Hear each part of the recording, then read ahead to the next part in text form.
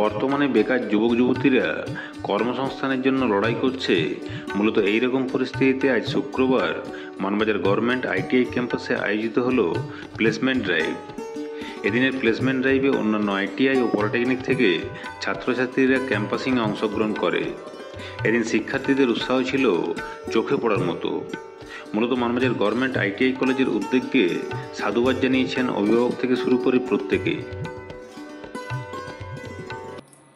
নমস্কার। আজকে আমাদের কলেজে যে ক্যাম্পাস ড্রাইভ ছিল, এটা খড়গপুরে যে রেশমি মেটালিক লিমিটেড আরএমএল আছে, ওই কোম্পানির ক্যাম্পাস ড্রাইভ ছিল এবং কোম্পানির থেকে কোম্পানির এইচআর স্যারও ক্যাম্পাস ড্রাইভে উপস্থিত ছিলেন।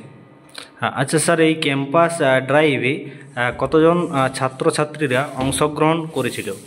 এই ক্যাম্পাস ড্রাইভে আমাদের কলেজ ছাড়াও বাইরের বিভিন্ন আইটিআই এবং ডিপ্লোমা কলেজ থেকেও ছাত্রছাত্রীরা এসেছিল। প্রায় 150 জনের মতো ছাত্রছাত্রী ক্যাম্পাস ড্রাইভে অংশগ্রহণ করেছে।